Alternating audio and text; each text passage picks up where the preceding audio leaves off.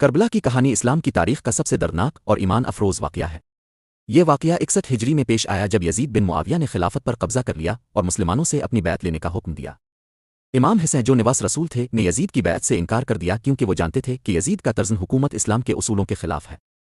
امام حسین نے فرمایا کہ ایک ظالم فاسق اور جابر حکمران کی بیعت نہیں کی جا سکتی۔ مدینہ میں حالات خطرناک ہونے لگے تو امام حسین اپنے خاندان اور چند ساتھیوں کے ساتھ مکہ مکرمہ چلے گئے۔ وہاں سے اہل کوفہ کے خطوط آنے لگے جن میں انہوں نے امام حسین سے درخواست کی کہ وہ کوفہ آ کر مسلمانوں کی رہنمائی کریں۔ کوفیوں کے وعدوں پر بھروسہ کرتے ہوئے امام حسین نے اپنے چچا زاد بھائی حضرت مسلم بن عقل کو حالات معلوم کرنے کے لیے کوفہ بھیجا۔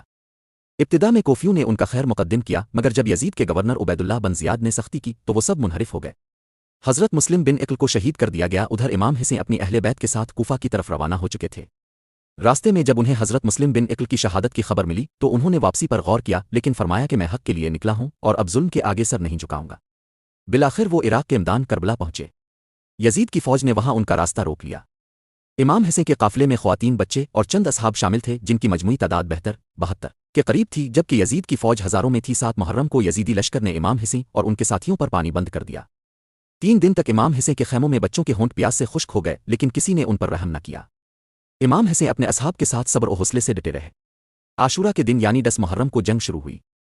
ایک ایک کر کے امام حسین کے ساتھی اور خاندان کے افراد شہید ہو گئے۔ حضرت علی اکبر، حضرت عباس، حضرت قاسم حتیٰ کہ 6 ماہ کے ننھے علی اصغر کو بھی دشمنوں نے تیر مار کر شہید کر دیا۔ آخر میں امام حسین تنہا رہ گئے۔ انہوں نے دشمنوں کے لشکر کے سامنے بہادری سے لڑائی کی۔ ان کے جسم پر بے شمار زخم آئے مگر وہ آخری دم تک ڈٹے رہے۔ آخرکار شمر بن ذی الجوشن نے ان کے سر اقدس کو تن سے جدا کیا۔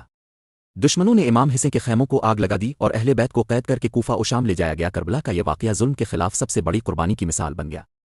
امام حسین نے دنیا کو یہ پیغام دیا کہ حق پر ڈٹے رہنا اور باطل کے سامنے نہ جھکنا ہی ایمان کی اصل روح ہے۔ آج بھی جب کربلا کا ذکر آتا ہے تو دلوں میں غم کے ساتھ ساتھ ایمان و عزم کی روشنی بھی پیدا ہوتی ہے۔